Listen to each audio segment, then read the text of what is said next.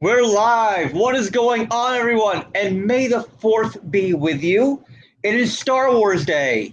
And as everyone knows, I am a huge Star Wars fan. You shall not pass, said Harry Potter. Wait, no, that's like 5 different fandoms all mixed into one. All jokes aside, huge Star Wars fan, grew up with it, actually was in line for like the premiere, like when it first started showing, like not the premiere, but like when it first started showing for God, what is it? It's not Revenge of the Sith. God, it's whatever Episode 3 is called. Not like the original Episode 3, which is technically Episode 6. It's the prequel trilogy. First one was. You're talking about Clone Wars? Was that what it was called? The one after Clone Wars. Right. Fuck!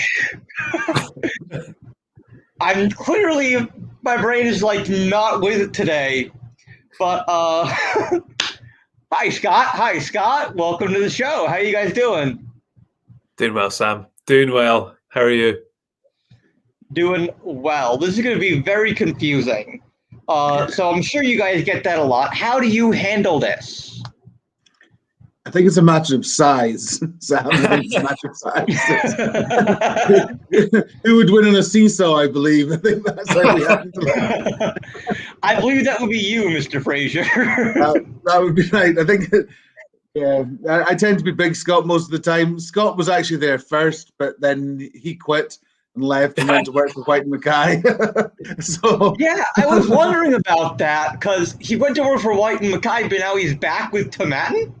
Yeah, came back to the good side. Groveling back. Couldn't handle having the nose throw whiskey on the floor every day? Yeah, it was when he started throwing the glasses at you.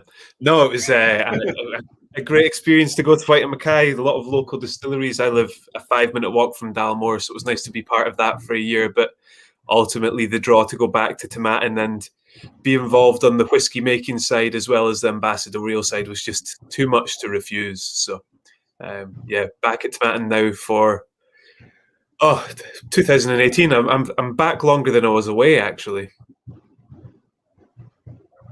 No, is that right? Because I thought when I met you, you were with Tomatin, and then you went to White & Mackay, and then you came back to Tomatin.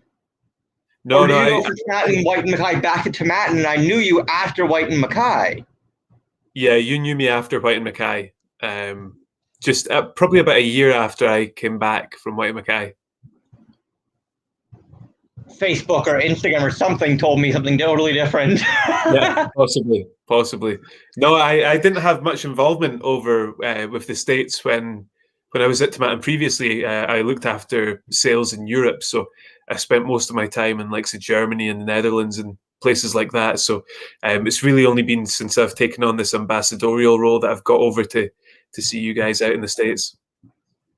Well, we're glad to have you. And Scott Fraser, you're always welcome out here as well. And I expect to see both of you again out here in Los Angeles together when COVID's over. But figuring out where you were and where you are now aside, let's talk about Tomatin. So before we even dive into the whiskey, Scott Adamson, why don't you tell us a little bit about, what you do, and then we'll go on to Scott Fraser.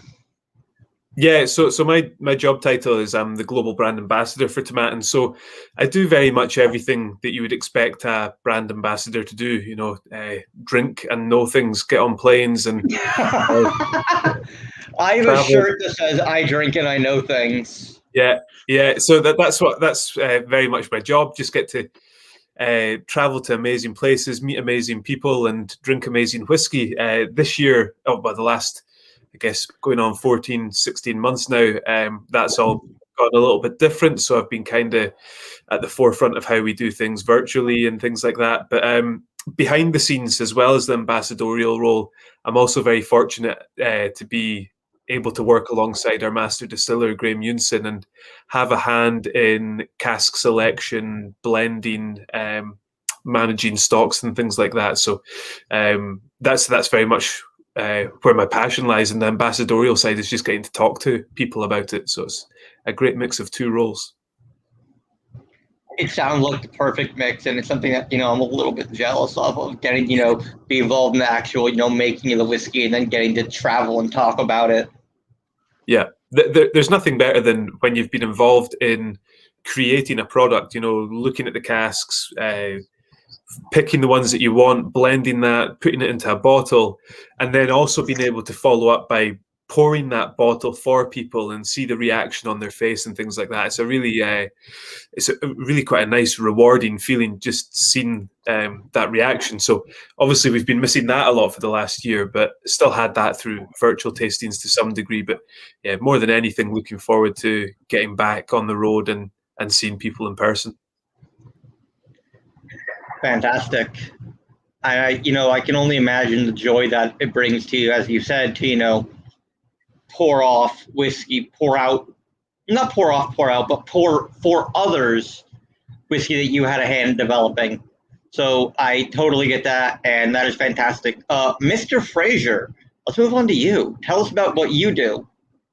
Yeah, well, I started at Tomatin 8 years ago, and I worked in the visitor centre, managed the visitor centre for 3 years, and throughout that time, our now managing director said to me at the time, "Do you fancy going to visit a few markets whilst you're working in the visitor centre?" So I trotted off to a few of the Nordic markets and then throughout Europe, and then started coming over regularly to the US about 5 or 6 years ago. And then that role transitioned into a sales role. So now I look after, amongst many other markets, North America, USA and Canada being our two biggest volume export markets. So I do everything from a little bit of brand ambassadorial work to having to organize our shipments over here to make sure the orders are all processed.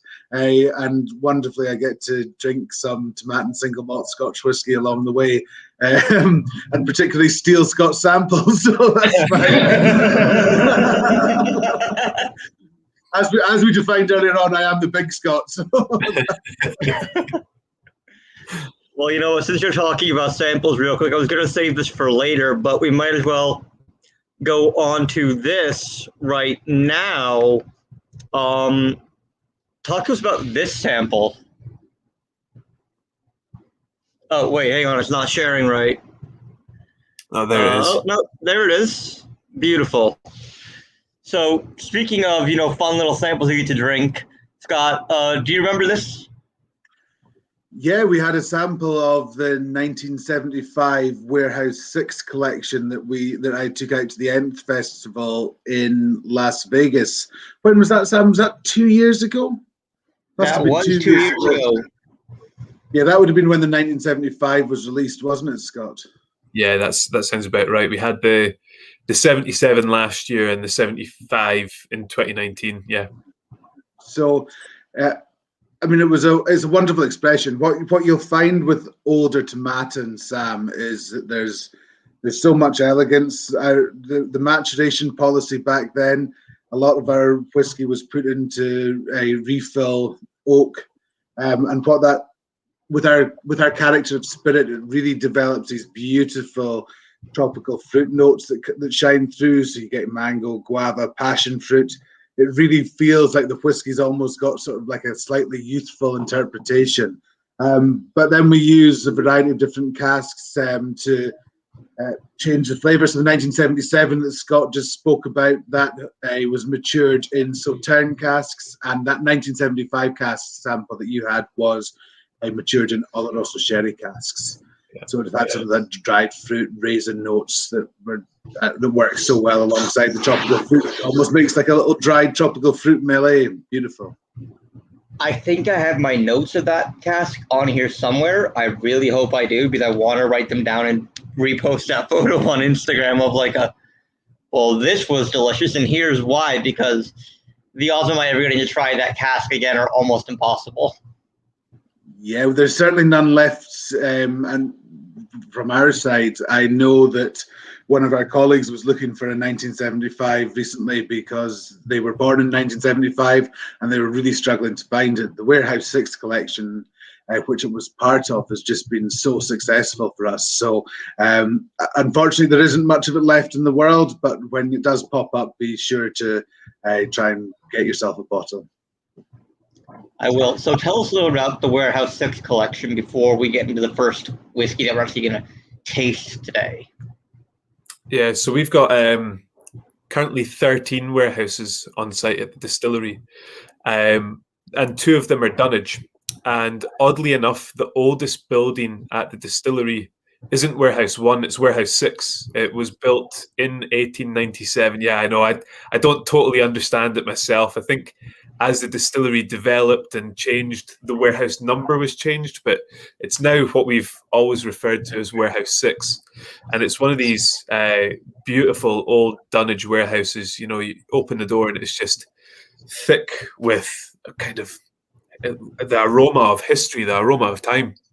And our dunnage warehouses are where we store a lot of our unique casks. The unique casks in just different sizes that don't traditionally fit in the racks, so they have to go into dunnage. And then what will happen is, over the years, as distillery managers have come across casks that they've kind of earmarked as being pretty special, they'll move them into Warehouse 6. The maturation is steadier there. There's less losses per year. It's a slower maturation. And so you just end up with wonderful, wonderful whiskies.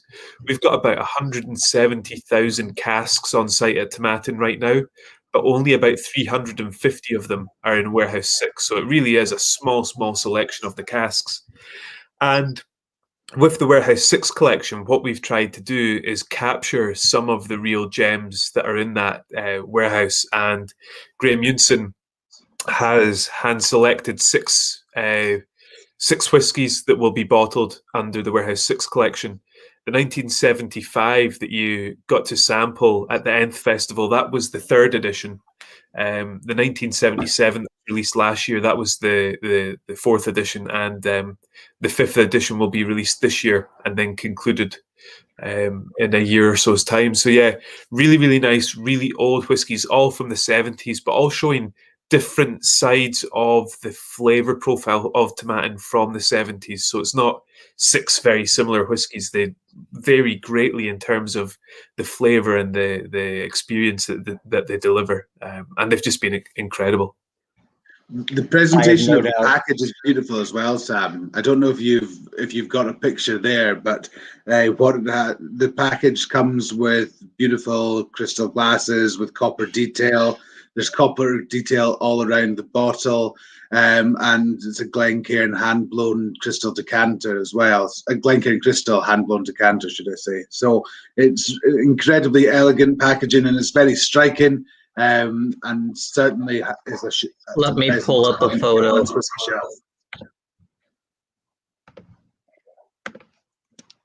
Let's just pull this up here so that the good folks who are watching will be able to see. This is directly from the Tomatin website.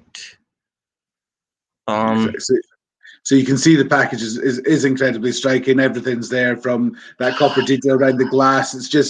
It's very different from any other collection of that standard, and it's something that we're incredibly proud of. And it's really helped us put ourselves in the map as a distillery.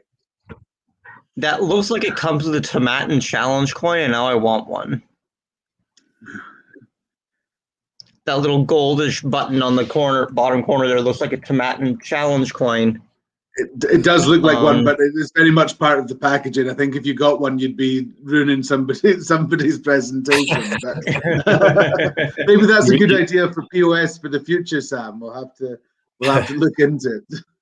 We'll become the challenge coins are still big. Oh, yeah, no, definitely. Be careful now, Scott. It is. Okay. A true American bartender. A true American bartender. Always keep it in the wallet.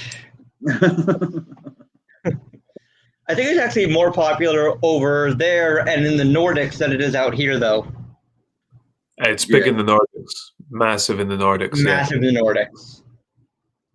So let's get into the whiskey. Do you want to go Dualcus 12, 14, 18 cask strength? Or what order do you guys want to go in? I would keep it largely like that, but I would put the cask strength in between the 12-year-old and the 14.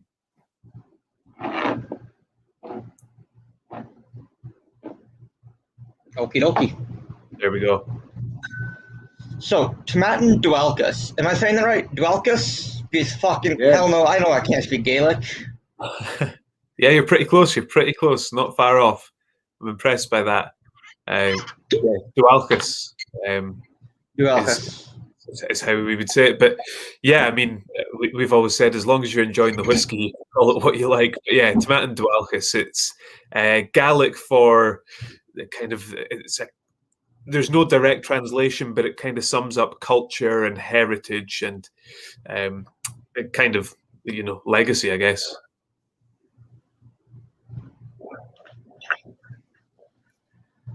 So, Sam, have you tried Dualcus before? Yeah, I think I've had the entire range that we have here before, actually. Excellent. Nice. Excellent. So Dualcus is you could probably call it the entry level to the range, but that I often find that by saying that it kind of underplays what it's going to deliver in the glass. Myself and Scott about a year or so ago were reviewing our own tasting notes of the core range.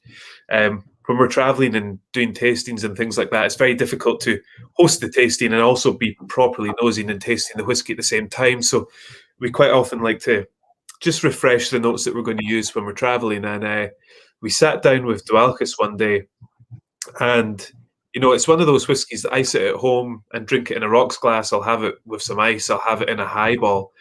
And then when we sat down and put it in a Glencairn, we're just blown away by what this whiskey delivers for such a great, great price point. It really can do everything. It can be a daily sipper, or it can be something that you want to write a tasting note about.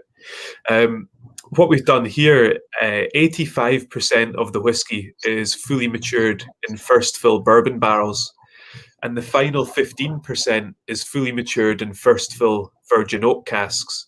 And to the best of my knowledge, we're the only distillery to have virgin oak in our entry-level expression in the core range. So it adds a lot of depth, it adds a lot of flavour, it adds a good amount of spice and nice oaky tones that you wouldn't otherwise get.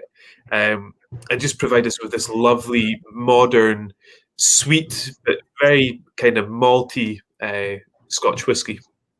Very much so. I get a lot of apple pie as well in the nose. Yeah, that's a lot of character. Yeah, the distillery character. If you want to remember one thing about Tomatin single malt Scotch whiskey, which helps you understand the rest of our range, it's that Tomatin makes a soft, fruity, malty character of spirit. From there, Sam, the bottle will tell you the rest of the story, whether that's by nosing the whiskey, drinking the whiskey, or by looking at the label. But that soft, fruity, malty character of spirit is the backbone of all the single malt that we produce. Beautiful. I mean, it's been a couple of years since I've had a Tomatin, so for me, I'm glad we started with Dualcus. It gives me a chance to reintroduce myself and refamiliarize myself with Tomatin. That's part of the reason why the whiskey was designed, Sam. It was designed to be able to sort of recapture the Tomatin drinker, but we feel that there's enough in there that keeps whiskey connoisseurs, bartenders interested, because they're wanting something that, as Scott alluded to, that we have the virgin American oak, which gives that coconutty, big vanilla flavor coming through. So it is very much a very different style of single malt Scotch whiskey, and something that we hope appeals to a wide variety of consumer. I thought I had Tomatin in here, but it's not. I'm kind of sad now. You need to write a second edition, Sam. You need to write a second edition. If I had $1 for every person who wants me to write a second book, I have like $100. So you can buy a round next time then, Sam. I'll buy a round anyway. Our friend Matt from the Whiskey Crusaders just joined. Hey Matt, how's it going, buddy? Good to see you. Thanks for popping in. For those of you watching, if you are not familiar with Whiskey Crusaders, they are another great channel here on YouTube that does whiskey and spirits content, and you should definitely give them a check out. They just did their weekly live last night with Will Schragus from Stellum Whiskey, which is a subsidiary sub-product nested brand, even, I guess, of Barrel Craft Spirits. So, Matt, thanks for joining. Good to see you, buddy. Hey, Matt. So one of the things that I love about Dualkis is the story that we're able to tell with this whiskey. So you'll know from the tastings that we've held with you before that a big part of the Tomatin story is that the majority of our workforce live on site at the distillery. Tomatin, being that it's remote, being that it's in the 315 metres above sea level in the Highlands of Scotland, when it was first built in 1897, we had to build some workers' housing. And as the distillery grew over the years, so did the number of houses, to the point that we have 30 cottages on site. And now a lot of our staff still live there. Myself and Scott, we're based out of our head office at the distillery. So when Graham came to making the recipe for Legacy and Dualkis, this was released back in 2013, I want to say. He drew several samples, he created several recipes, but he gave a sample to all of the folk that work at the distillery and live there and said, take this home, try it with your friends, try it with your family, have a little chat about it and tell us what your favourite is. And the final recipe for Dualkis was actually selected by the staff that live and work on site, and generations of the same families living and working at the distillery. So it's a nice way for the whiskey to be not only an introduction to the distillery, but to the community that makes that whiskey as well. One of the many benefits of working in whiskey is that you really feel a sense of being a part of the team, because you're representing that brand, whether you're a local market representative or if you're one of you nerds who lives and works at the distillery. And the fact that Graham brought to the staff, like, hey, we want to make Dualkis, and here's what we're thinking. Please nose it, taste it, share it with your friends and family, and let us know what you think. That just really, to me, just speaks volumes to the kind of family values that Tomatin is kind of, presenting and running off of. Because like you said, there are people literally living on site at the distillery, and generations and generations. That's a really common thing, in whiskey too, is to have multiple generations of the family. You grow up with it. You grow up in it. As a kid, I'm sure you guys went to the, still houses and shit with your family. Yeah, the distilleries.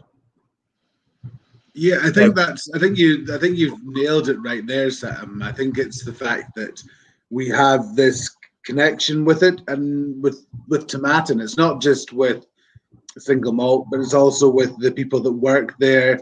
I mean, I would say Scott and I know everybody that works for the distillery.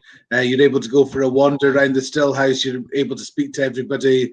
It is really a lovely place to go into work, and you feel part of it. And that's why we have so many people that have been working at the distillery for such a long time. I mean, we live in whiskey country, where Speyside's on our doorstep. Scott and I both live near some of the other Highland distilleries like Glenord and Dalmore, Glenleash, Glenmorangie. We're out that direction, but we see whiskey all the time. I mean, you look out in the fields around us, and it's barley that's been grown for single malt Scotch whiskey. So it's very much in our DNA. How much, for lack of a term, terroir does tomatin, use? Are you using Scottish barley? Where are you getting your casks from? You talked about barley being grown around you guys, so normally I wouldn't ask that question, but I was just really curious and couldn't help myself. No, that's quite right. Oh, you go, Scott. Perfect. I was just going to say that all the barley that we're using is grown in Scotland. We're still 2.5 million litre production distillery every year, so it's not a massive site like we used to be, but it's still a good size. So we can't be kind of prescriptive as to say, John, I'm going to buy all my barley from your field. So we work with maltsters, and we have it written into contracts that all the barley is grown in Scotland. And actually, right now, it's grown in the northeast of Scotland. It's not a huge distance away from the distillery. But as to that sort of question, we've got our own cooperage on site. Of course, we're sourcing casks and oak from around the world, but final coopering is done at the distillery. Every single cask that is used in a tomatin bottling has been matured on site at the distillery. We've got all of our warehousing space. So I think bringing that terroir thing, it's not just barley, it is about the maturation and being at that atmosphere and things like that. Even the wood chip pellets from our boiler, for our biomass boiler, come from 30 minutes away. So we try and do things as locally as possible, but still accept the reality of the industry side of the whiskey industry. Okay, fair enough. I didn't realize that you guys were producing that much spirit a year, first of all.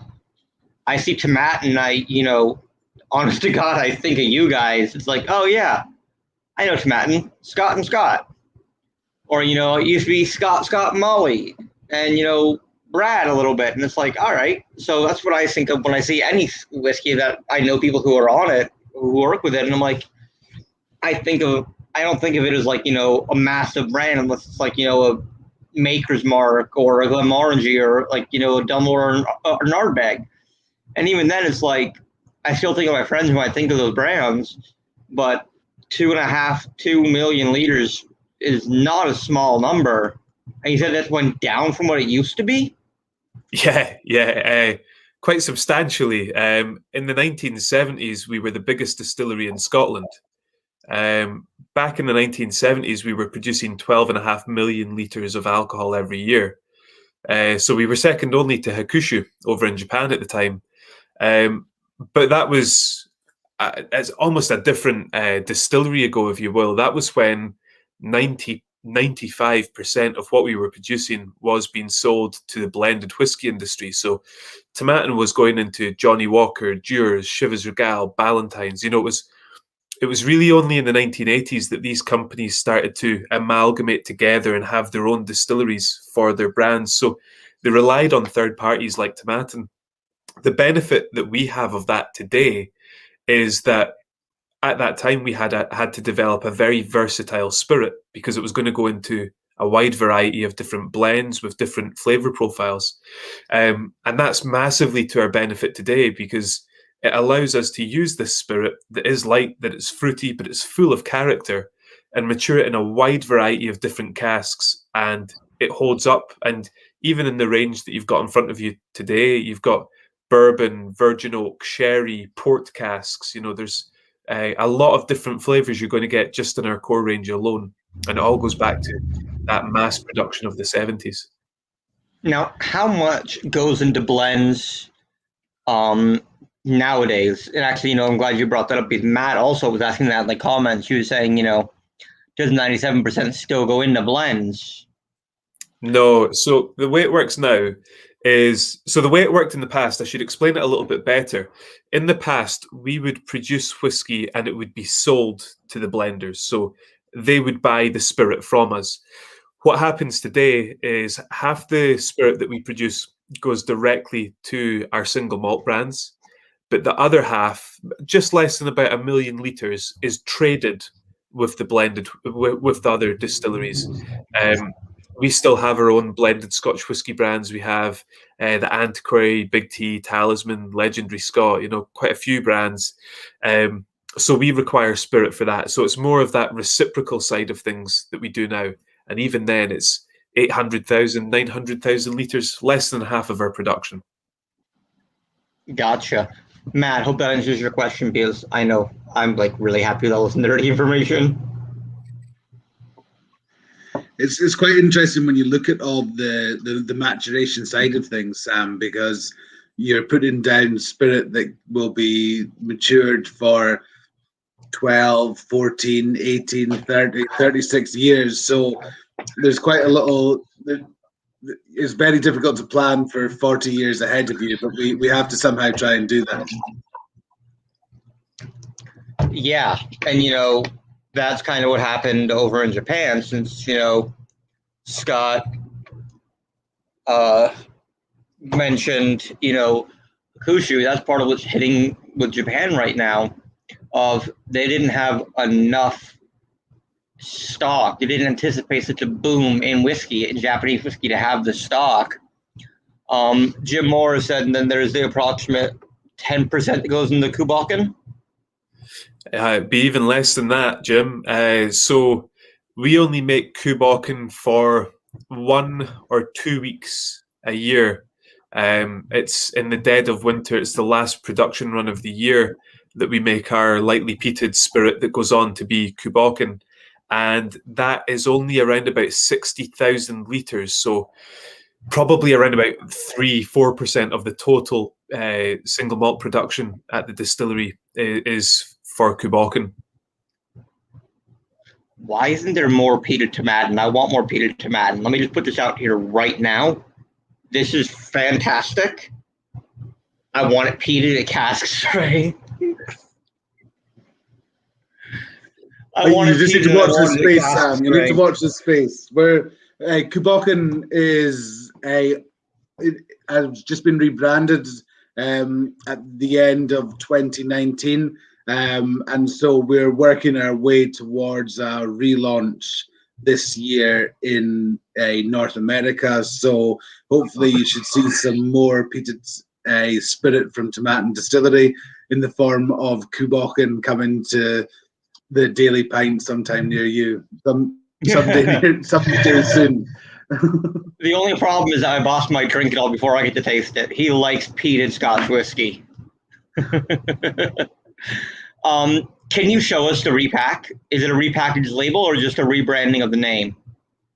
It's a total repack. I've got a bottle on front of me that I could show you. But what you might be better doing, Sam, you might find it easier just with a Google image search. It might pop up better than I can show you in this lighting.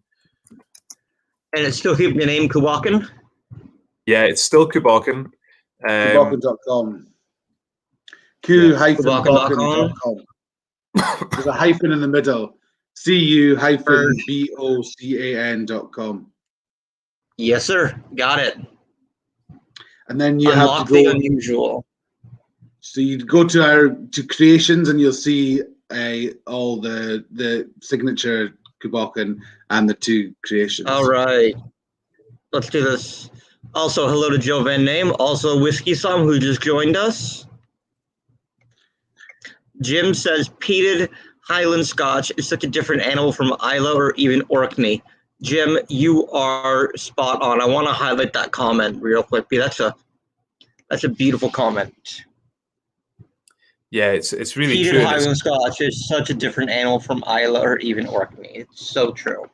It's true, and it's part of the core of what we're doing with Kuboken.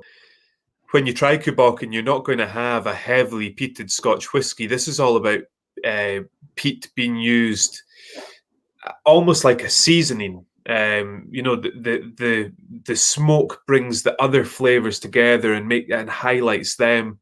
And it very much sits in the background and lets the other flavors dance around. And that's what Highland peated whiskey always was. Up until the 60s, most Highland.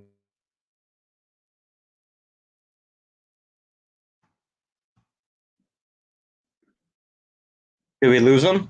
It's really yeah. Sorry. So I've been browsing through here while you were talking. And real quick, I want to bring attention to creation number 2. Yeah. Japanese shochu barrels. What? Yeah. So, are you familiar with shochu, Sam? To an extent. Yeah. So it's a difficult one to describe, It's but distilled Japanese rice wine, kind of. kind of, yeah. So I always say that, like, the if there was a book called Shochu for Dummies, it would kind of start with, if whiskey is a distilled beer, then shochu is a distilled sake. But the moment that you scratch the surface, the moment that you realize that that's quite a shaky foundation to start with. But shochu is a spirit. It can be distilled either in column stills or pot stills, and it can use a huge variety of different starch bases. So they can use rice, but they can also use barley. They can use buckwheat. It's not uncommon to use sugar beet. So huge amount of starch sources. It's fermented with koji before being distilled, and then historically it was laid down in earthenware vases and sold as a clear spirit. But in the last sort of 20 years or so, a lot of distilleries have tried to be experimental, and they've started maturing in oak. And we were very fortunate to get the opportunity to buy 20 Japanese shochu barrels back in 2012. And we filled them with Kuboken. So Kuboken is all about being, if Tomatin is the traditional Highland single malt from the distillery, Kuboken is very much the experimental arm of the distillery. I love it. And, the bottle design looks so much better. It looks, honestly, less devilish. Yeah. Because it kind of had that, like, like the stone beer kind of like gargoyle devil on the front of it before, if I remember correctly. Yeah, the big reason we wanted to change was that the old packaging made it look like an incredibly heavily peated whiskey. It was this big puff of smoke on the front, and then people tried it and realized it was this really lovely, delicate smoke in there. So we wanted the bottle to reflect that a lot more, and I think it does so. I think Donner's saying that he really wants to try the Kuboken number 2, be the shochu barrels. Again, watch this space. It's coming to the US this year, so we will. I'll make sure to let you know, Sam. We can maybe even come back and do a Kuboken session one time. You know what? That's a deal. You just booked yourself again. No backing out of it now. Everyone in the comments is a witness. Scott Fraser just confirmed he's coming back here, and they're going to do Kuboken with us. So that'll be a fun one. Before we move on to the 12, even though I kind of jumped ahead and started drinking the 12, talk to us about the bore on the front of the bottle and on the bottle cap, on the cork. So the bore is a hogshead. So a hogshead has 2 meanings, and I'm going to tell you the first meaning because I'll explain to you a little something about the history of Scott and myself. So Scott and I are both history graduates, and the difference between Scott and myself is that Scott is a very good history graduate, and I am a very poor history graduate. So I'll take it from a whiskey perspective. A hogshead is obviously a bourbon barrel that's been shipped over and has been extended by about 5 staves to become from a 190, 200-liter cask to a 250-liter cask. So that is the initial link to Tomatin and hogsheads. But there's also another much more poetic, historically accurate link that Scott will just make just now. Yeah, so the kind of historic story is where Tomatin lies as a distillery. We are right in the heart of the Highlands of Scotland. It's the heart of clan land. The actual local clan was MacBain, part of the Clan Chattan Federation, the Macintosh clan. So for any kind of Outlander fans or anything like that, we're right in the heart of it. We're right in the thick of it. And in clan society, the boar's head, the hog's head, was a huge sign of hospitality. If there was a visiting chieftain or a celebrated hunter during the feast, they would be presented with the boar's head. as part of the feast. And so that kind of heraldry, that kind of iconography has carried on down the generations. Whiskey is obviously the way that we show our hospitality to people nowadays, and we've got plenty of it. So the hogshead kind of ties together the story of the production of whiskey, but also the history of the people and the kind of the thought process that goes into what whiskey is all about. So on that note, talking about the clans a little bit, is that why the Tomatin logo has the two, I'm assuming, griffins and the, boar hogshead in like a crest-esque manner? It kind of reminds me a little bit of like I would see supporters on a coat of arms and heraldry. Yeah, it's a little bit like that. It's a little bit of that. It's, if you want, it is our coat of arms as much as it is a logo. It was definitely developed probably, as far as we know, in the 1960s, but possibly even in the 1950s is when it was actually designed into that hogshead logo. It's not something that's been taken from the family that founded the distillery or anything like this. It was part of the overall story of the distillery at that point in time. And it has been refined and developed ever since to sit nicely as part of the Tomatin trademark, if you will. Gotcha. How did you go from being a history student to working for a whiskey company? Well, I think Scott's movement from history to a whiskey company involved a lot more alcohol than mine, but my one was quite a simple one. I studied Scottish history at the University of the Highlands and Islands, which was based in Inverness, just 15 miles north of Tomatin. And in between my third and fourth year, I applied and was successful in my application for an internship at Tomatin Distillery, researching the distillery.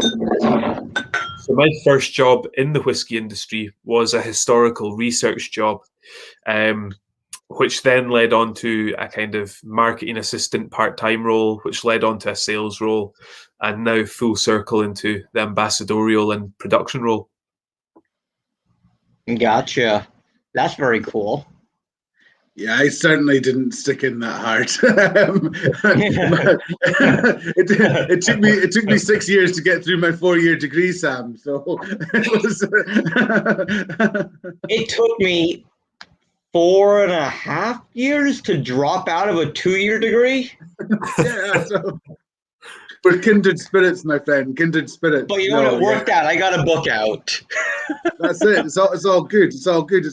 We're all living the dream. We can't complain. No, I got a job as a tour guide when I was a student at my local distillery, and that's where I really developed a sort of passion for single malt Scotch whisky. And then I worked various jobs upon completion of university. Went out to Australia. I worked in sort of bars, restaurants, came back, did the same in Scotland, amongst other things, and then eventually got a job working up at the visitor centre in Tomatin and merged everything that I'd done into one, and here I am. So good fun. Well, we're glad you're here. We're glad you're both here. So we'll move on to Tomatin 12. I was about to say that. You read my mind, sir. So this is bourbon and sherry casks, yes? Yes. That's right, yeah. So the 12-year-old is very much if Dualchus is the modern Tomatin, 12-year-old is the traditional, and it's very much the traditional Highland style, not just Tomatin, but the Highlands in general. And what we're looking for there is balance. So it's really 3 cask types coming together. A third of the whiskey is matured in bourbon barrels. We all know what that does, that lovely vanilla, that sweetness. A second third is matured in Oloroso sherry casks. That's where we're going to get that dried fruit, where we're going to get some of the spices. And then the final third is matured in refill casks. And it's those refill casks that still allow the distillery character to shine through a little bit.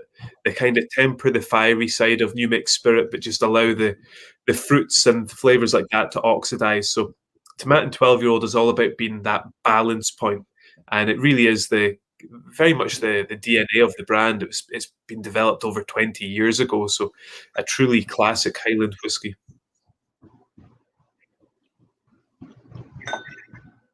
Definitely those malty, subtle chocolatey, sweet fruity notes do definitely shine through on the palate.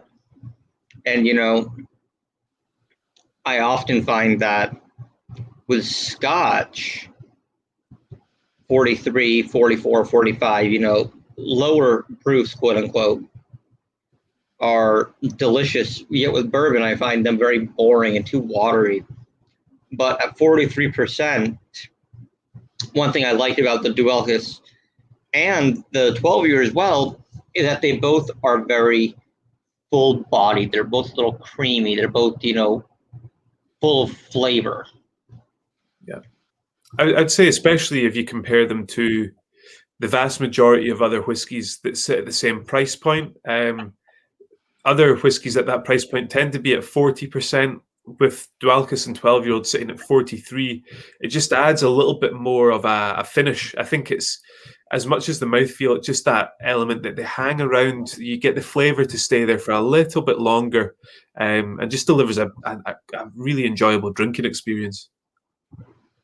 Now, actually, you mentioned price point. What is the price point for the Dualcus and the 12-year? So on Dualcus, you're looking about $25 to $30. You know, you will sometimes. It depends from state to state. Obviously, you know, that's the main thing. You'll find everything from a huge. You find huge price differences in the US. It's something that we're working hard to try and bring it closer in line.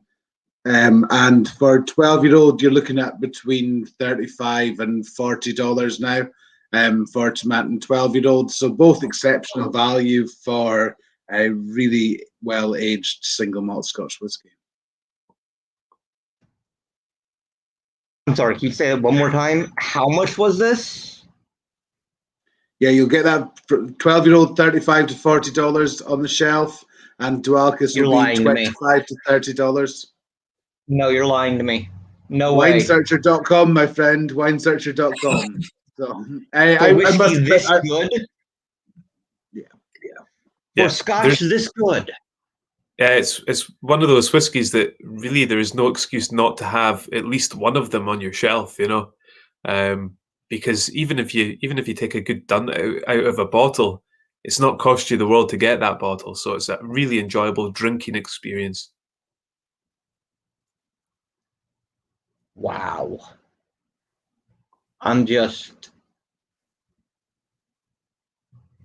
That's insane. Let me have a little more 12-year. And thank you to both of you, by the way, for sending the minis over, and to our friend Chris and James for letting us borrow this Dualcus bottle. No problem, Sam. No problem. Just glad we can help. It's not always the easiest getting samples sent out, but we managed to get some over to you, which is good news. Normally, I have a suitcase full of whiskey when I come to the US. Remind me that next time I'll come crash in your hotel room. I hope nobody from TSA is watching this. Oh, I shouldn't have invited them? What about the ABC? Are those guys okay? Yeah, perfect. No, we're all friendly. Yeah, no, it's all good. We pay tax on every bottle we take in. Do you want to move on to the cask strength? It's a wonderful idea, Sam. I'm not going to lie. This is the one I'm really, really, really excited for. So the Tomatin cask strength is, we've shipped about 1,000 cases over to the US. So we haven't shipped a huge amount of this product in because we are limited in terms of the amount that we can produce of Tomatin cask strength. because the recipe is. Hey man, gotta get every last drop out of there, right? The recipe for Tomatin cask strength is actually 50% first fill ex-bourbon casks, fully matured, and 50% first fill Oloroso sherry casks. So it's got a lot of the flavor profile coming through from Tomatin 12-year-old, but it's almost amplified to stand up to the cask strength. Those big bold flavors of the sherry come through, really bounce off you get more of the bourbon notes, you get more of the vanilla. It's almost like it was turned up to 11. Tomatin 12-year-old turned up to 11. That's how I like to describe it. Yeah. So the cask strength there, Sam, it's a non-age statement, but everything in the bottle is a minimum of 9 years old and often quite a lot older. And it's bottled at 57.5% ABV. So it is a big step up from Dualcus. But, if you're drinking cask strength whiskey, you want to know about it. And what price point are we looking at this at for California? For California, that will be somewhere between $70-$80, I would have thought off the top of my head, just working back through other SKUs that we have. That sounds about right. I think I remember that. I think it's the only reason I didn't buy a bottle is at that point I couldn't afford to buy a $70-$80 bottle. No, so I mean, again, it does represent brilliant value for money for a cask strength single malt. Let's add a little bit of water.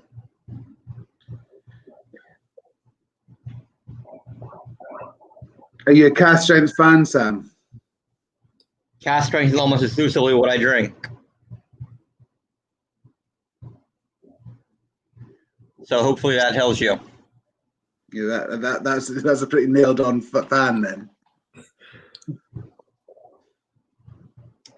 I have a habit of, even with cask strength, just almost brimming a glass if I want to kill the bottle and just sip on that for about an hour. Yeah, good fun. The cask strength as well. I mean, it's a funny one because it's a part of the whiskey drinking enthusiast. It's a very niche part of the whiskey drinker that will sit and nose and taste and enjoy cask strengths in the way that we do. I think what's fascinating about this whiskey is, as well as being able to do that, there's nothing more enjoyable than pouring a good chunk of a bottle of that into a hip flask and taking it for a walk up a mountain or taking it to a wedding or something like that. It's a great sociable whiskey as well as a great drinking whiskey. Pre-COVID whiskey, perhaps. Pre-COVID sociable hip flask whiskey.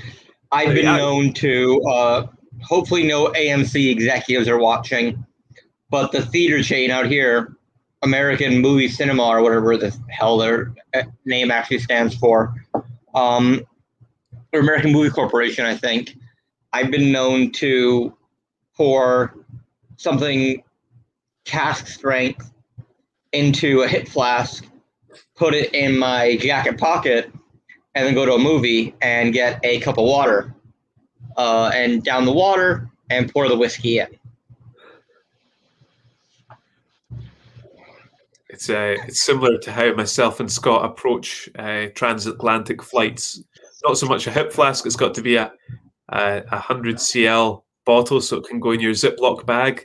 They don't mind that at all, and then get on the plane and drink some really, really nice whiskey rather than whatever blend is on the cart. 100 cl?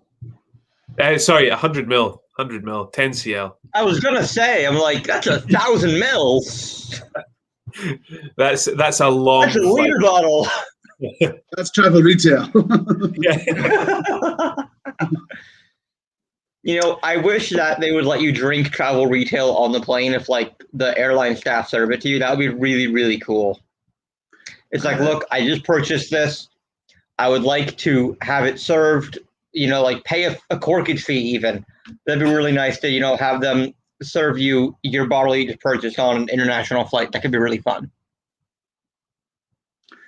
I could see some problems arising from that, to be totally honest. I think there'd be a few visas cancelled. They would be the ones serving you. You would tell them about it, and they would pour you what they're allowed to. You know, just an idea. There's an airline out here called JSX. It's a privatized, commercialized private airline. And if you go to them before the flight and you're like, hey, I have this bottle of booze, I'd like to drink it on the flight, apparently they'll pour it for you. Yeah. Nice. Flights are like $100 to like $200 from LA to Bay Area, which is a nice hour and a half flight. Get a couple of drinks in you, then get an Uber up into the SF city proper from Oakland. Brilliant. You've got it all figured out, Sam. Maybe. You've put a little bit of thought into this. It doesn't help when they accidentally send your luggage with your sample bottles and medication to Las Vegas instead of Oakland. They sent it east, not north. I was very angry. But that is neither here nor there. I'm going to hold on to this cask strength for later. And let's move on to the 14.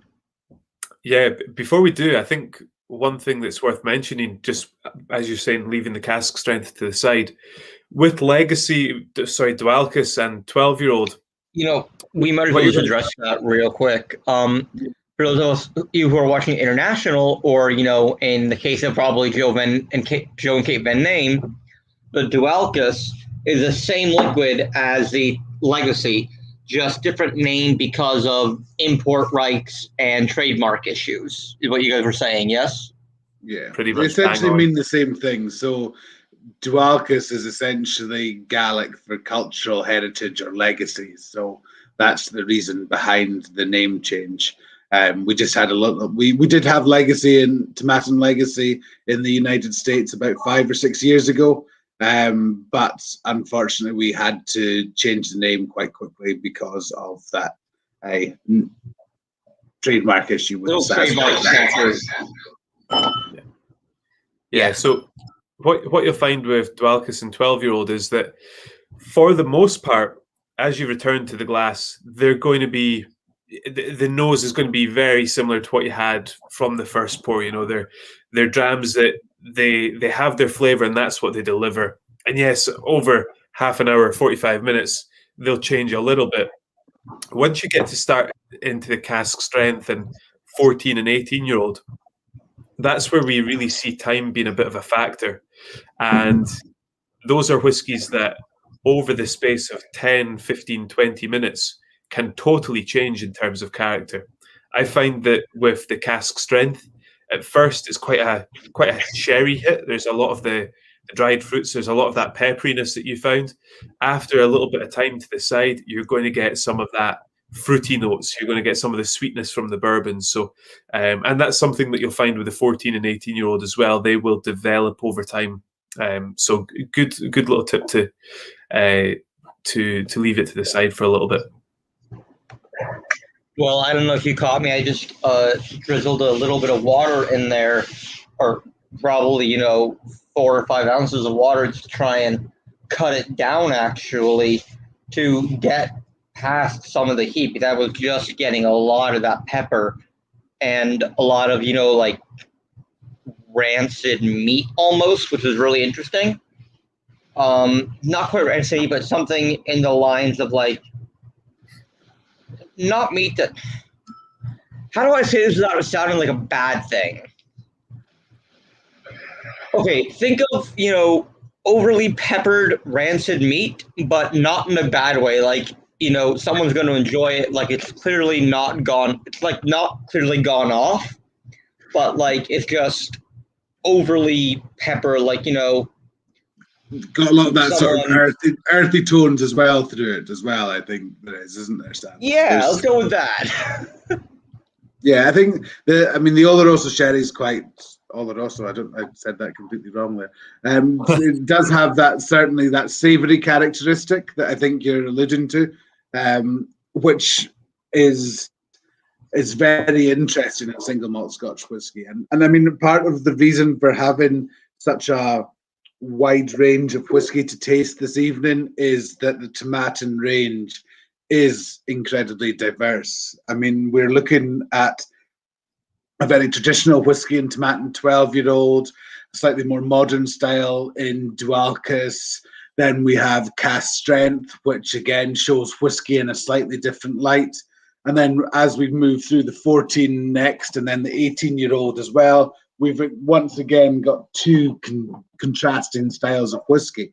So Tomatin's not necessarily like ticking one box and having a line that all fits together perfectly in a similar sort of style. We really want to be out there, and we want to be attracting lots of different whisky drinkers into our range. So whilst not everybody will appreciate every single expression of Tomatin, they should, but we want them to we want them to be able to play about and experiment. And I think Scott and I would be very wrong if we didn't say that our favourite Tomatin changes, because it depends on what the weather's like outside. It depends what we're eating.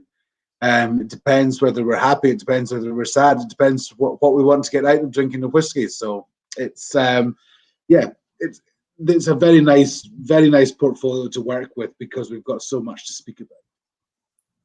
Absolutely. I think that goes for all of us, in that our preferred whiskey changes depending on our mood, depending on what we're eating, depending on what we've already eaten, depending on whether we're looking for a beer and a shot, or, we just want to drink it neat, or if we're looking for it in a cocktail. I know for me, I would definitely do a cask strength neat, and then something like the 12-year or the Dualcus with a beer, and even maybe then going back to the cask strength, putting that in a cocktail, just because that higher proof is going to stand up better to the either citrus or other spirits that are being used as mixer or syrups, and it'll get that dilution and it'll open up. Yeah, exactly. There's nothing on a warm day, barbecue weather, there's nothing more enjoyable than a dram of Tomatin 12-year-old and a beer side by side. It's the perfect combination. What's your go-to beer? I mix about all the time. Whatever's in the shop that takes my fancy. I'm a big fan of Sierra Nevada Pale Ale. I do go through quite a lot of that, but generally just a mix of various kind of lagers and IPAs and things. We've got quite a few. We've got quite a few cool little. No, they're not even little anymore. There's some good breweries round about here. So we have the Black Isle Brewery, which is just along the road. We have the Cromarty Brewery, Cairngorm Brewery. There's a good selection of different beers, different styles.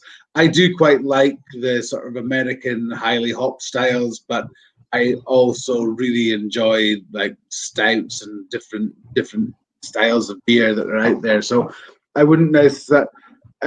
I mean, I'm a sucker for a cold lager or pilsner on a hot day, and hot in Scotland is obviously different to hot in California, Sam. So as we were working out that now it's May in Scotland, and I think we reached a high of 48 degrees Fahrenheit, and it's currently sitting about 36, 35 degrees Fahrenheit. So and it's about 85, 86 degrees Fahrenheit out in California right now.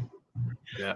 So different appreciations of the word hot. We get into the 60s or 70s, and we're starting to perspire.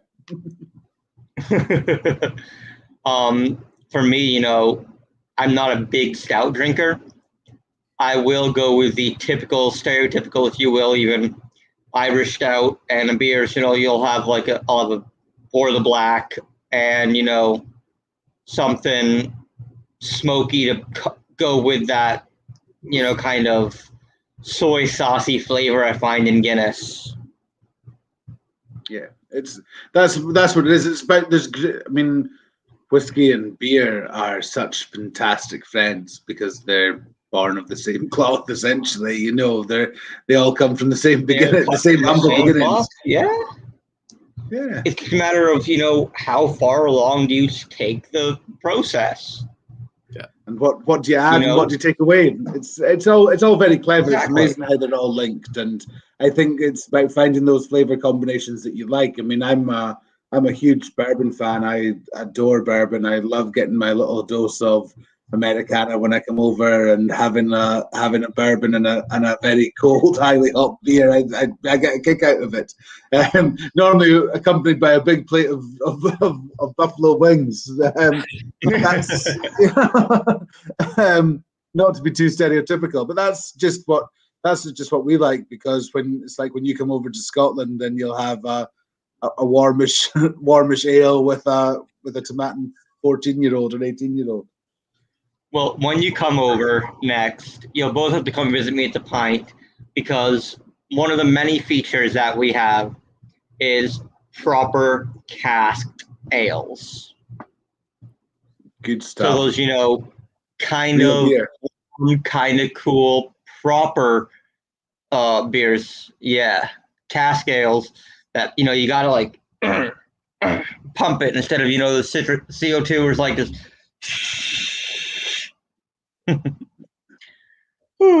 I'm pretty sure all my viewers have already dropped off. We've been talking about beer for the last 5-6 minutes. Guys, those of you who didn't completely abandon me and the Scotch, because we got off on a really kind of nerdy beer tangent, drop in the comments below what you would pair with a Tomatin Dualkus, and one of you guys will win this beautiful little sample of Tomatin Legacy that I have here, and I will personally mail it out to you. So stick around till the end to find out who wins, because the Scots are going to pick the best combination. Here's the only other rule, though.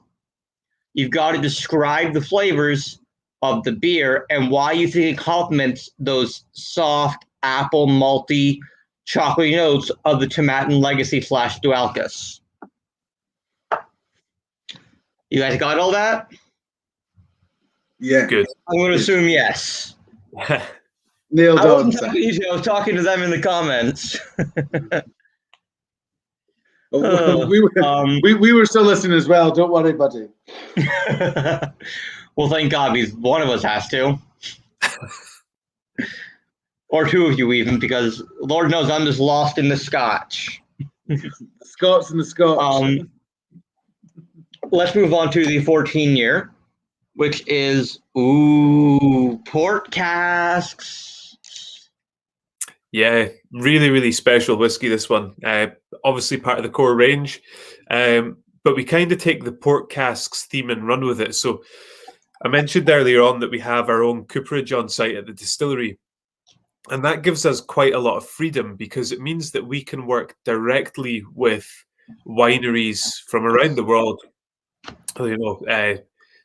Red wine producers, fortified wine producers, sweet wine producers from around the world, and bring the cask to the distillery, do the coopering ourselves, and then fill them with whiskey or new mixed spirit. And on the 14-year-old, we work directly with the Symington family estates. They are the producers. Wait, hang on, sorry. I've got a just really quick question, and you may already have been preparing to answer this. Symington, like relation to Andrew Symington, St. Victoria and Edward Dower? No, but funny thing, Symington in the sense that they were founded by a Scottish family. So a lot of the port producers and even the sherry producers have British and quite often Scottish names, because they were founded by traders from the UK in the 18 and 1900s. Sorry, 18th and 19th century. Britain was the biggest market in the world for these fortified wines.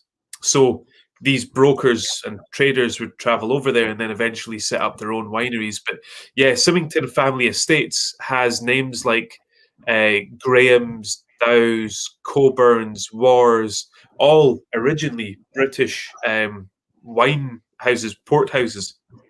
And we, along with one other distillery in Scotland, have exclusive access to their casks. So really, really limited supply. What we're getting here is tawny port casks that have held port wine for around about 50 years. So the casks are absolutely soaked in this port wine before we fill them with our spirit. Yeah, no, that tawny port really shines through. Joe is the first entrant into my little giveaway here. And he said he would go with a light lager to contrast the chocolate, something like a Sam Smith organic lager. Yeah, I'm down with that. I would say that would probably be what I would recommend, something similar. Yep. I think Tomatin to Alcas has that versatility that can certainly pair with that. So that sounds beautiful. Personally, and I'm not trying to enter my own giveaway. I would pair it with an IPA, just get that absolute contrast of bitter to sweet. Yeah. Delicate, fruity balance too, just punch you in the face. Exactly. I mean, that's why Dualcas works so well in so many different styles of cocktail as well, because it has that sort of sweetness, that maltiness, and as well those sort of orchard fruit notes. Just works really well because there's a tiny little bit of acidity in there, along with the sweetness.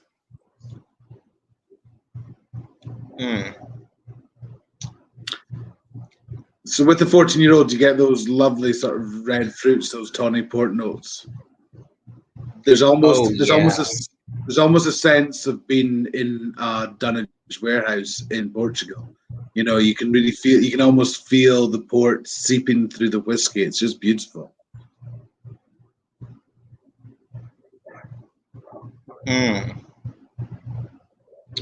looking at around a 3-year finish there as well. So it'll spend the first 11 years in refill hogsheads, and then it's moved into the tawny port pipes for the final 3 years. So a good long finish really allows it to go past just bringing the port flavors in and getting to the point where the port flavors are really interacting with the spirit on a chemical level. Bottled at 46%, natural color, non-chill filter, just a wonderful, wonderful whiskey. I mean, at 3 years, it's almost, you know, it could be called Scotch if it were if it were only 3 years old, it could be called Scotch, but technically it's almost like second maturation then, no? That's a good question. It's a question I've been asked actually a couple of times this week, and it's where do you draw the line between a finish and a second maturation? And what you've mentioned there is something that I've heard a few times, that if it has to be 3 years to be called a whiskey, then surely a 3-year finish is a double maturation. But my challenge to that is, what about if you start off with a 25-year-old whiskey and then finish it for 3 years? Can you really call that a second maturation? So I've always treaded on the conservative side and said that a double maturation probably has to be more than half of the maturation. So if it was a 10-year-old, you would expect it to have spent at least 5 years in that second cask. But it's one of those things that's really open to interpretation, and it's a question that comes up quite a lot right now, because producers are moving away from finishes that last 2, 3, 4 months like they maybe used to, and it's not uncommon to hear 2, 3, 4 years for a finish. That's something I've been thinking about a lot recently, and I don't remember who even brought it up to me at first.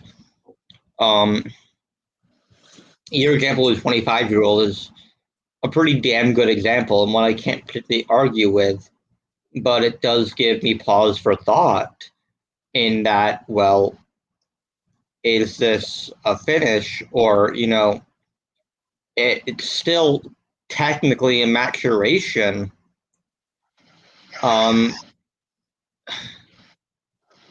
it's a complicated question, but then you get into, well, you're right, is it technically then a 28 year, which is, what some people I'm betting are probably arguing with you, because at least I think America finally caught up to the rest of the world recently, where our Tax and Trade Bureau, the TTB, recently revised their standards on aging, wherein as long as it spends time in a cask, that counts towards the age. So even a secondary cask for a finishing, if you're taking 25-year-old spirit and putting it in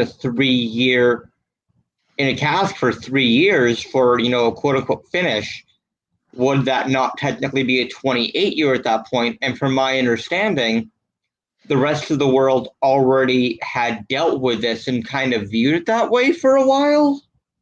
Yeah, I mean, out here. That's what the 14-year-old is. It's 11 years in refill hogshead, so it's an 11-year-old whiskey with a 3-year finish. So it's a 14-year-old.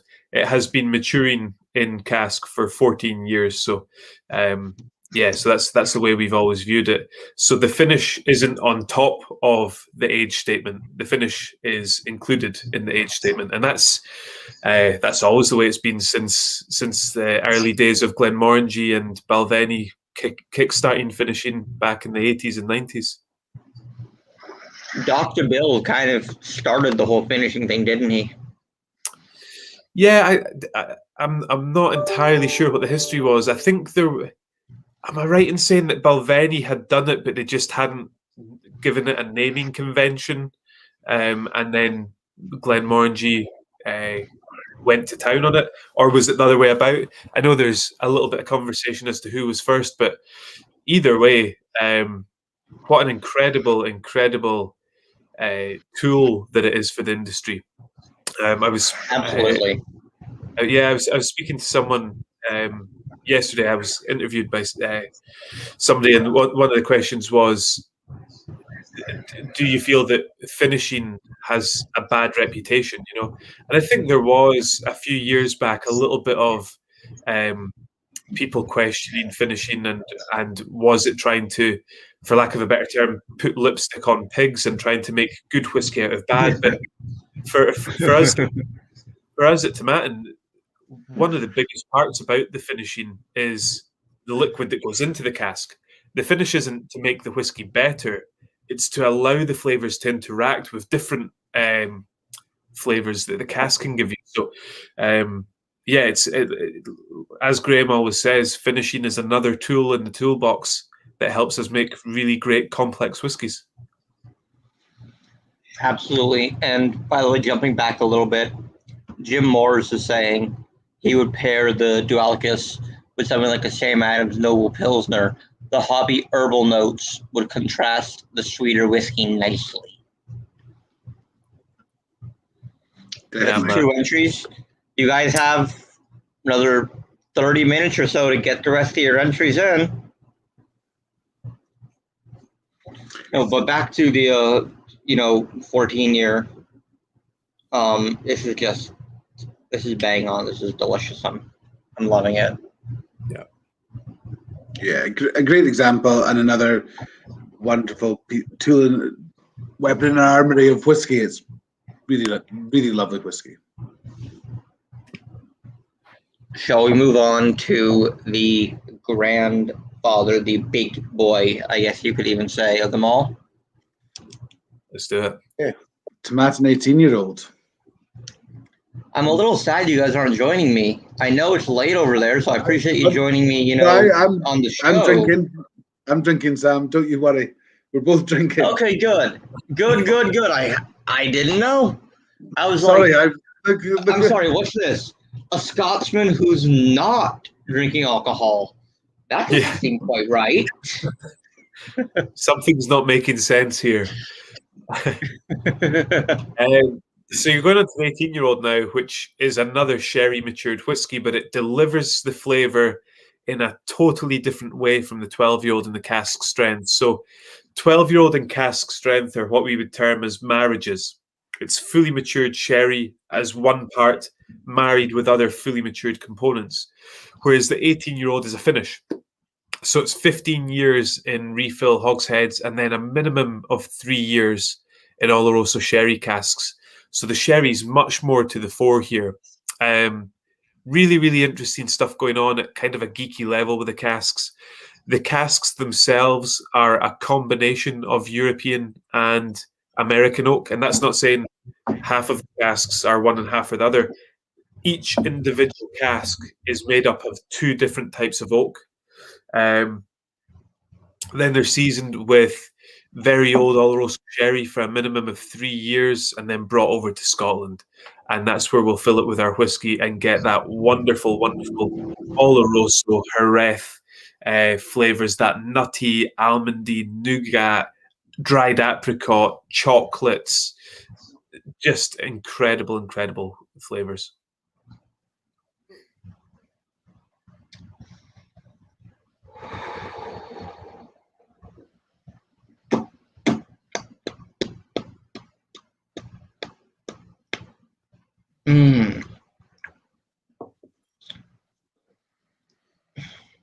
Oh, hello. That's a flavor I haven't gotten in whiskey, at least not recently. Butternut, kind of like, not butternut like butternut squash, but like popcorny, buttery, not quite. It's more like a buttery nougat covered chocolate with, like, you know, sprinkle of like hazelnuts on top. Yeah, it's a wonderful thing. I think a lot of the time when you have an 18-year-old whiskey that's matured in sherry casks, it quite often goes to the tannic side of things. It goes to that bitter dark chocolate. But with the tomatin spirit, with that kind of sweeter, fruity underlying spirit, and that 3-year finish with both American and European oak, it takes out the sweeter side of the sherry. And one thing that I've heard a few times, and I'm not sure, Sam, how much time you've spent drinking sherry itself, but one of the comments I often hear is that the 18-year-old has the aroma and the flavour of VORS Oloroso sherries. You know, it tastes like the sherry rather than just the influence. Oh my God. Okay, so definitely, sorry, please continue, then I'll say what I was going to say. No, that's all I was going to say. So to answer your question, I actually went and took the education and certification course from the House of Lustau, the CSWS, Certified Sherry Wine Specialist. That is one of my beverage alcohol certifications that I use as a basis for my education and for my educating others. Now, a large part of what just happened was, you know, the fact that humans are suggestible. Yep. That said, because I know exactly what you're talking about, having tasted through sherry and having tasted through Lustau's pretty much entire core range, and just being a sherry fan, where I've literally gone to a bar and ordered, yeah, let me have a glass of Fino sherry. And, you know, I had that, even though it totally contrasted, I had a Fino sherry with a French dip sandwich, and it was magnifique. Even though, you know, obviously you wouldn't expect that more salty, briny characteristic of the Fino to work with the meat. It was delicious. And I'm going to go home, I'm going to have some Fino. I have some Fino in the fridge that I haven't had in a while, so I'm going to drink a little bit of sherry tonight. Thank you.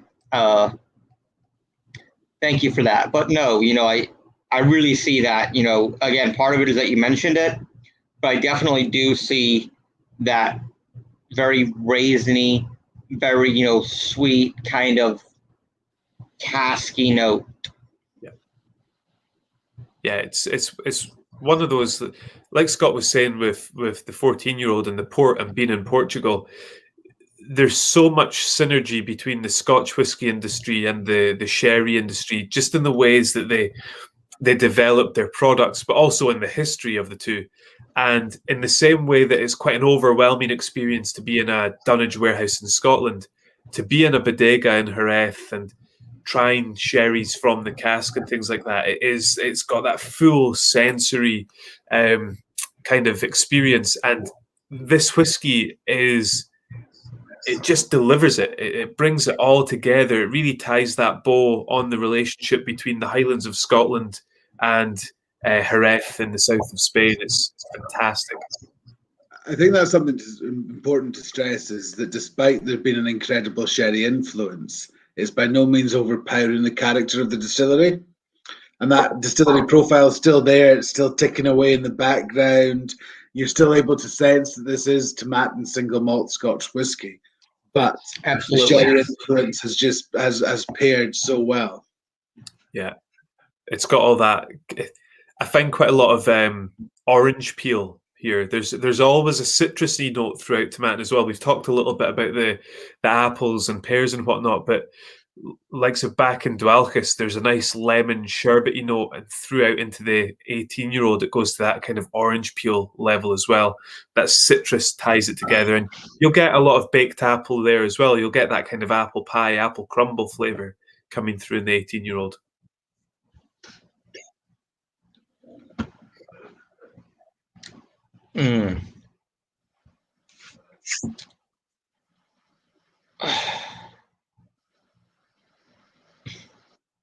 Give me a minute. You need a minute to be able to taste Tomatin 18-year-old properly. The flavours will just stay with you time and time again. You'll still be able to get those beautiful sherry notes coming through 2 minutes after you first finish your first sip. Yeah, the finish They're on just this now starting to dissipate and going more like the finish. Yeah, and leaving the front, mid and front of my tongue, more tasting the malt in the back of my tongue and palate, getting the chocolate and the pepper and a little bit of the sherry as it, winds down. It's like, all right, well, I'm already in your gut now. Now I'm going to just kind of wind down this glass of whiskey. Yeah. Wow. There'll be parts of that flavour that are with you, Sam, right until you get home and pour that glass of Fino tonight. It hangs about for a long time, the 18-year-old. Wow. I mean, I've had the pleasure to drink a lot of fantastic Scotch whiskey and some very old Tomatin, as we talked about earlier, that 1975 that you poured me in Vegas, Scott. Speaking of Vegas, Scott, why weren't you at that show? It's one of those things that if there's a show that Scott wants to go to, I get relegated and he gets to go and do all the fun stuff. So when Scott was told that he could go to Vegas to the Nth Whiskey Festival and drink 1975, I don't think there was even a slight chance that I was going to get invited to go to that show. That's what happens when you're the big Scott, right? What Scott's trying to say is that we share the brand ambassadorial duties for the distillery sometimes. And we work together as a team to decide who goes to what show. That's exactly what I was trying to communicate. Well, all due respect to you, Scott, I'm glad it was Scott there because I didn't know you at the time. So I don't think I would have gotten that taste in 1975 if it had been you and not Scott. These things happen for a reason then, eh? I'm going to keep drinking this 18 while you guys talk more about Tomatin. Yeah, no, I mean, Tomatin 18 is just, it's definitely been our most rewarded single malt Scotch whiskey as well. Throughout all the accolades, it consistently wins gold medals, double gold medals. It's always very well acclaimed by whiskey writers. So it's a whiskey that we're incredibly proud of. So proud of it, in fact, that Tomatin 18-year-old is now on a global allocation. So if you see bottles on the shelf, I would snap them up, because we are limited to the amount of this whiskey that we have. And as we open up more whiskey markets around the world, there's becoming less and less Tomatin 18-year-olds. So available in specific markets. On that note, what should we be paying for this bottle, roughly? So at the moment in the US, it will be somewhere around $100 to $120. Okay. Bottle. Yeah, I'd pay that. Yeah. I mean, So- And is that because of tariffs? The tariffs have maybe pushed it over $100, so it was below $100 in the US. But I would imagine that in the future it's going to become even more expensive as the global whiskey demand increases, which is part and parcel of the evolution of a single malt Scotch whiskey brand. But with the accolades, with the single malt Scotch whiskey, I'd be very comfortable in putting Tomatin 18-year-old up against every other 18-year-old, and it more than holding its own. Wow. That's a big statement. yeah, I think. I look forward to being able to do that one day, you know. I look forward to being able to put the Tomatin 18 against the Glenfiddich, Glenmorangie, Glenlivet, Glen blah, blah, blah, blah, blah, blah, Ben blah, blah, blah, and every other.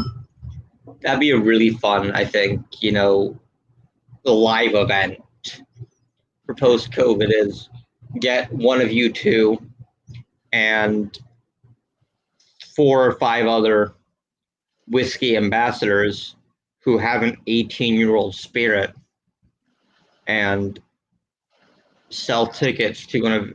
In fact, I'm going to stop here, but I don't want any of you viewers stealing my idea, because I am going to work on this idea. This is going to be a really, really fun event, I think.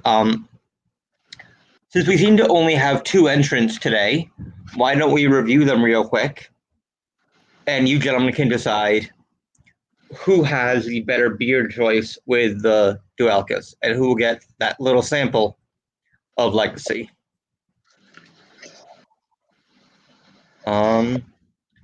First up was Joe Van Name, who said he paired it with a light ale to contrast with the chocolate, something like a Sam Smith organic lager. And next up was Jim Morris, who would pair it with something like a Sam Adams Noble Pilsner. Be that hoppy, herbal notes would contrast with the sweeter whiskey nicely. You choose, Scott. It's hard to really pick between the two because I agree with them both. I'm a big Sam Adams fan, but I'm also a big light ale fan. But what I did notice as well was as we were having the conversation, before you even mentioned pairing a beer, when you said, what would you pair with this whiskey? Joseph was straight in there with the suggestion of steak as well. And I love that. Steak, a pale ale, and a Tomatin Legacy, Tomatin Dualcus. It's hard to really vote against it, I'm afraid. Still my beating heart. That sounds fantastic. Yep. Oh, gentlemen, who wins? I think you've got to give it to Joseph on that. I feel bad because the whole way through this, I've been reading Jim Morris's comments and I've been thinking about the Doors. So I've had Doors songs stuck in my head. The whole thing from Jim Morrison. So I tell you what, both of them, you're more than welcome to get in touch with Sam at any time, and we'll get you, if you're coming over to Scotland, we'll make sure you're both very well looked after at the distillery. But on this occasion, let's go with Joseph for the sample. Yeah. Scott, do you agree? I do agree. I think that's a good way of doing it. You'll both get a dram eventually. You'll just have to travel a little bit further. Yeah. The next time we're in the States, we'll get you both along to an event in nearby Joe, you. Make sure to message me after the show is over to get your address, because congratulations on winning the Tomatin Legacy / Dualcus sample. This is some fantastic Scotch, and I know you are, as the other graduates of the whiskey program call it, Team Scotch. So, congratulations. And Joe's visited you guys before. He said he had a great trip to Tomatin back in 2017. There we go. Great stuff. Great distillery to visit. Thanks for And coming. Jim, being a wonderful person, being a respectable whiskey drinker, said I'll keep that in mind about coming to an event. And congrats to Joe. Jim, thank you for being not a sore loser, because there are no losers here. One person will get a bottle of whiskey this time, and then I hope to do more of these little random giveaways later. These boys didn't even know about it. I just happened to be able to borrow a bottle of Dualcus, which is what Legacy is called in the States.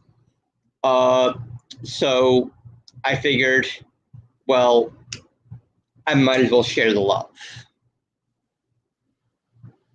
Great stuff.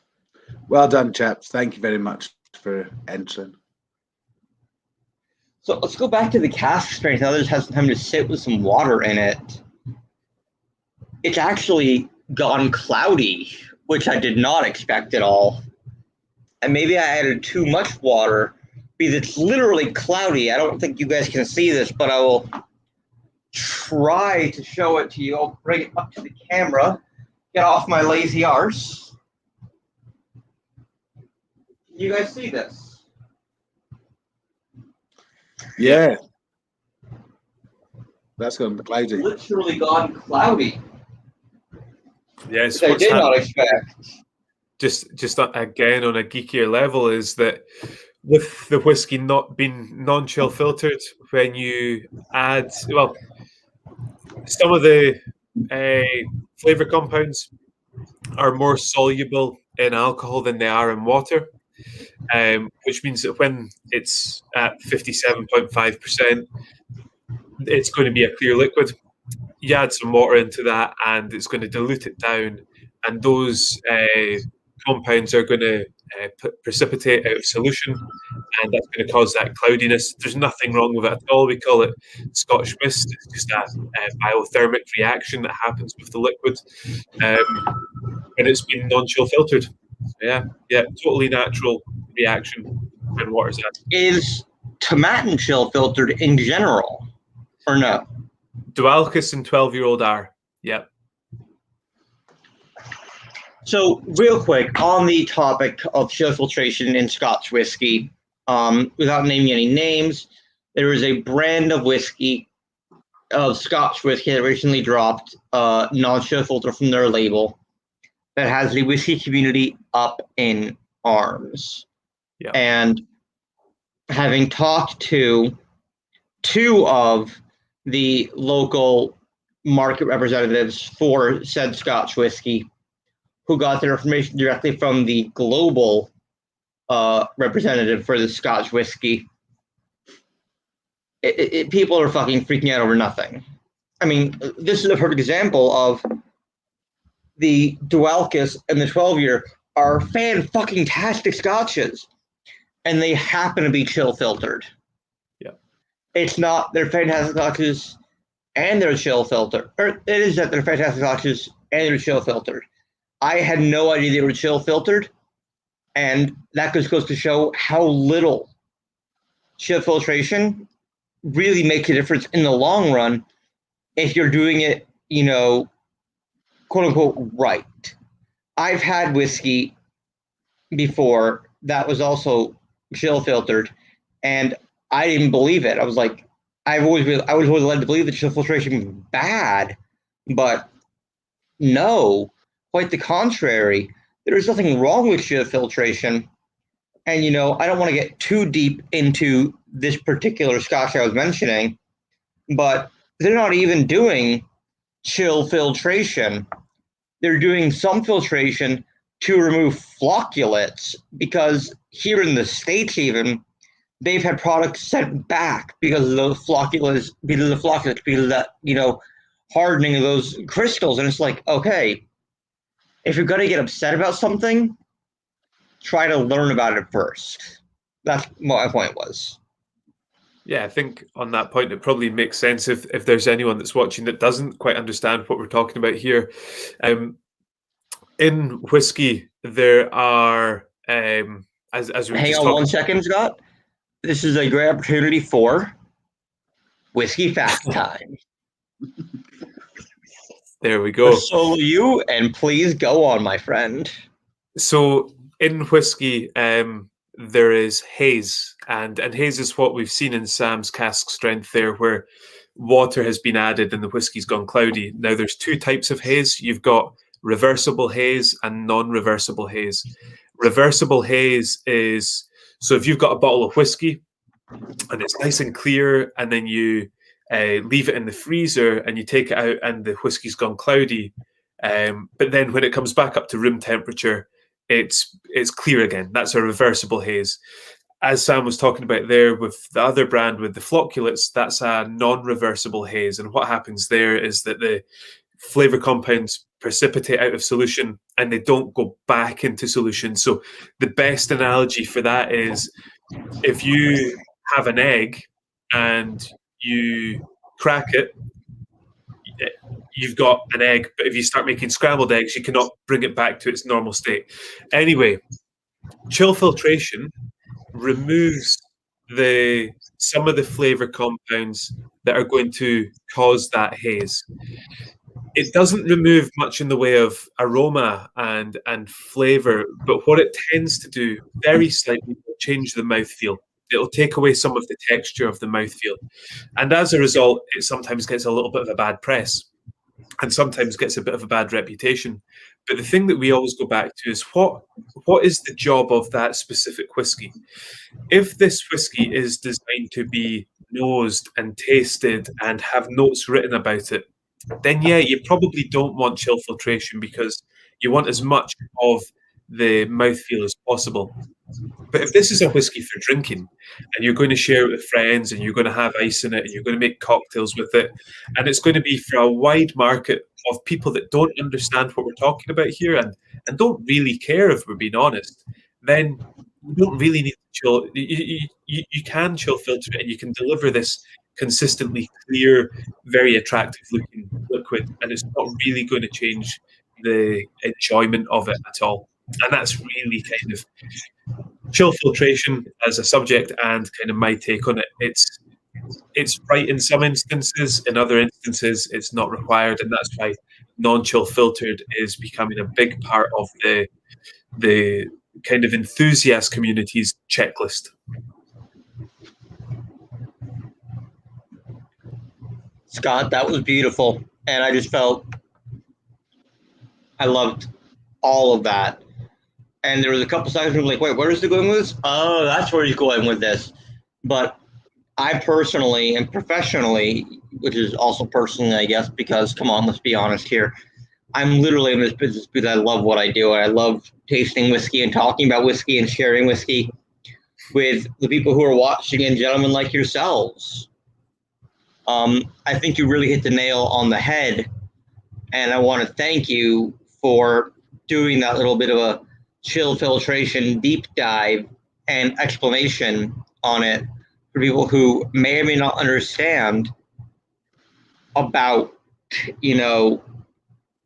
how it works and why it's good and why it's bad, because it's so villainized, I feel like, and you really just hit the nail on the head of there's nothing wrong with it.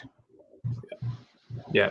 Yeah, it's one of those things that is, again, another tool that the industry can use, and it's really about understanding what is the role of the whiskey and then applying the right tools to create that whiskey.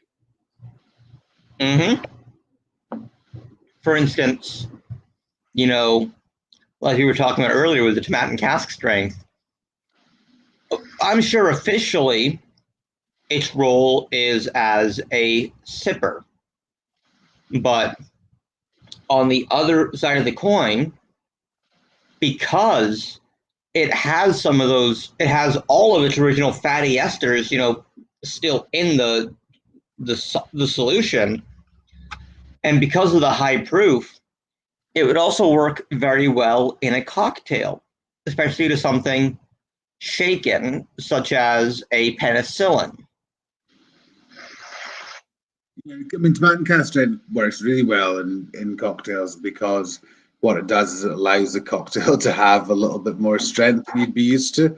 The dilution is maybe dilutes down to 45, 46%, which is where single malt whiskey would be in the first place. So you can make a really clever cocktail that's still got quite a lot of strength and body. So really cool. One of my best friends, Joey, he was a bar manager and beverage director for a bar in the valley out here.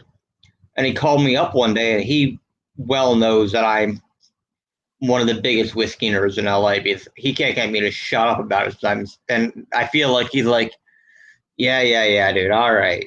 Sometimes. And, I love him dearly, of course. He's one of my best fucking friends. He called me up one day, and he's like, I'm looking for a new well rye. What do you recommend? And we were talking. He's like, what about Old Overholt? And I said, well, if we're going to go with Old Overholt, get the Old Overholt bonded.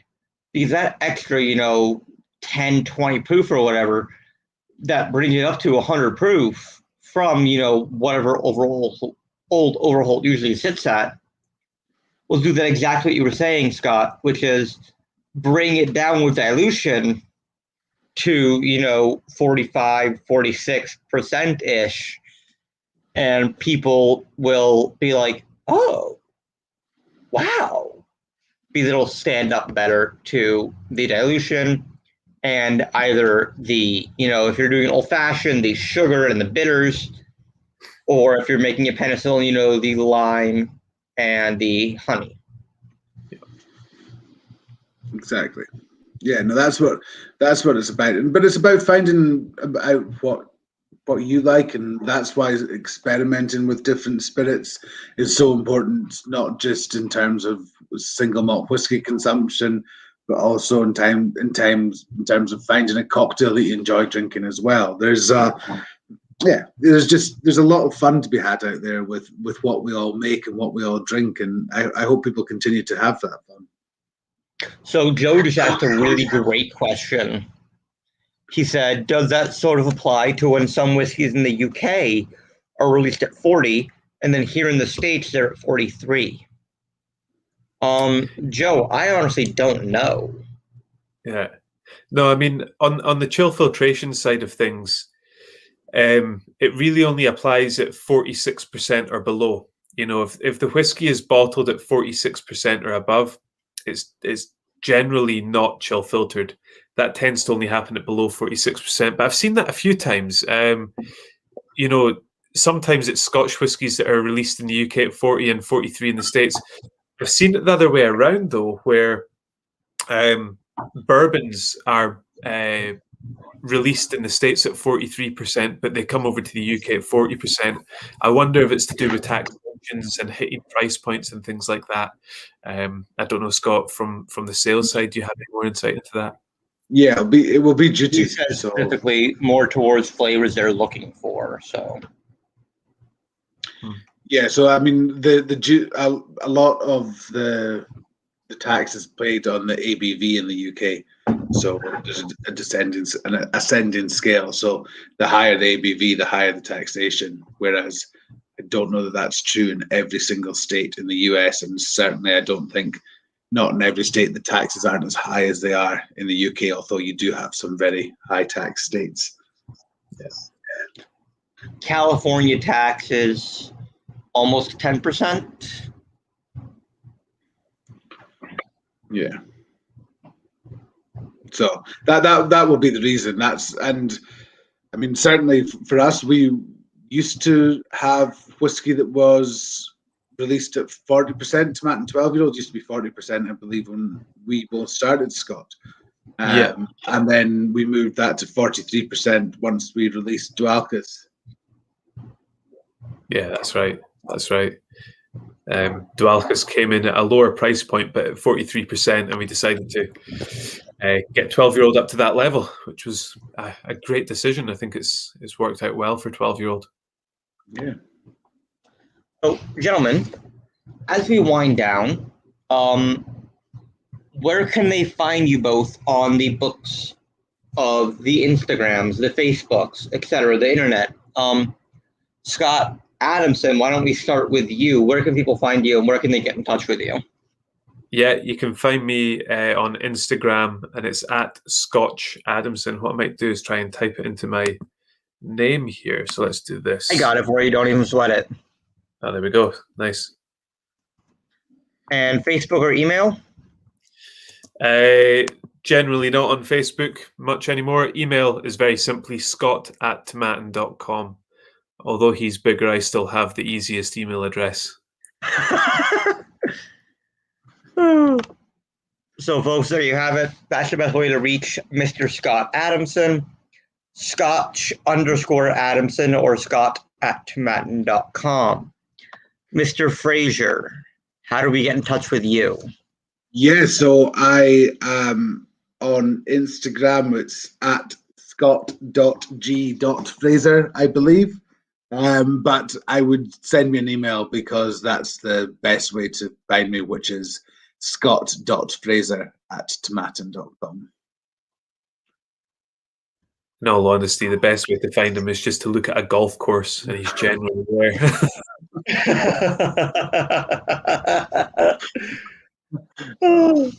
Gentlemen, this has been a treat and a pleasure, and I cannot wait to see you both again soon. Joe, which Scott are you talking about? The softer side sessions? Probably me. It was the first episode. It went downhill afterwards.